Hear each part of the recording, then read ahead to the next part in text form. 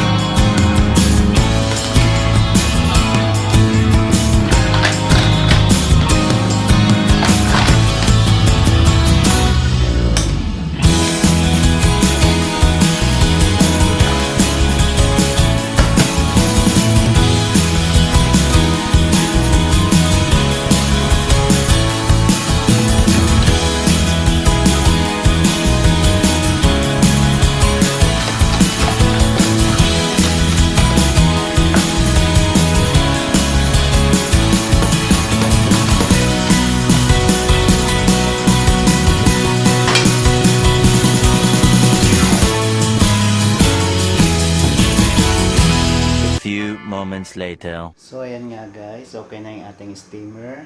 Tapos, ito na yung ating minix na kamoteng kahoy at saka water and sugar. Gawin natin guys. I-steam lang natin siya. Ayan. Oh, ayan guys. Ayan guys. Yan. Okay na ang ating pichi-pichi. Yan na siya.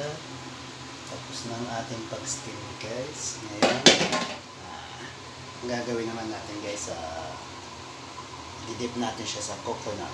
Ang ating pichi-pichi. Ayan ang kanyang tsura guys. Ayan siya. Ayan. Ayan ang gagawin natin guys. Hindi ako ng fresh coconut.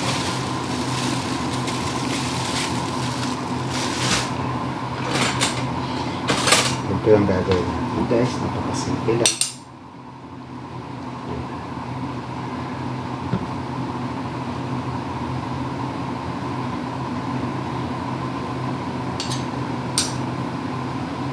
Lulubog lang natin ang ating pichi-pichi sa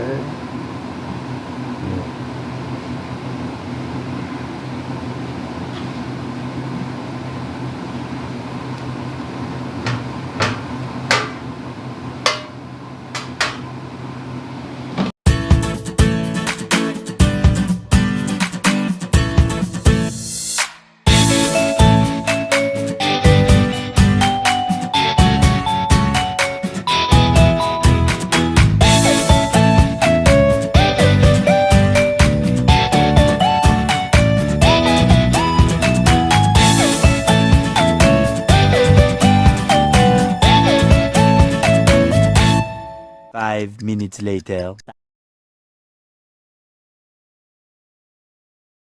So, ayan guys. Ito na ating pichi-pichi. Kainan na. Merienda time. Tingnan natin siya. Masarap. Ito yung pichi-pichi ko. Soft lang siya.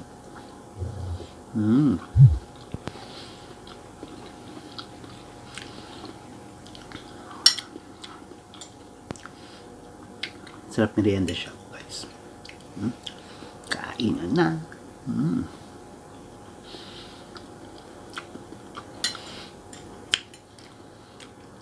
Yung putong balinghoy nauwi sa pichi-pichi. Ganun din pala, bibili rin pala ako ng nyog.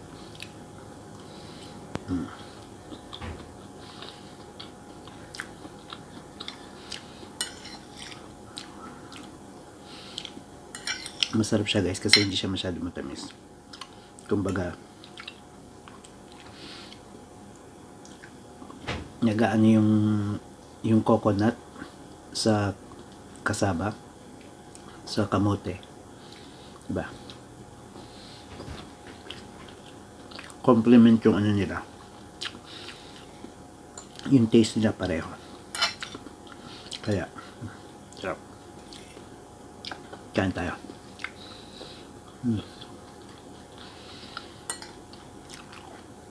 Solve na naman ang merienda ni Chef Chepan. Kung hindi pa subscribe sa aking channel, huwag niyong kakalimutan mag-subscribe, mag-like, and i-share nyo na rin. Ito ang Chef Chepan, hindi naman tunay na chef, pero meron kayong matututunan. Ano guys, kain na. Sarap. Naubos ko yung 3. Yummy.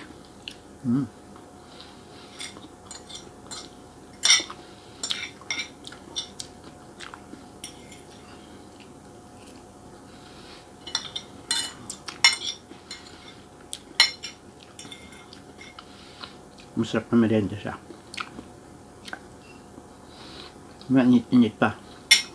Parang guys, bye-bye. See you.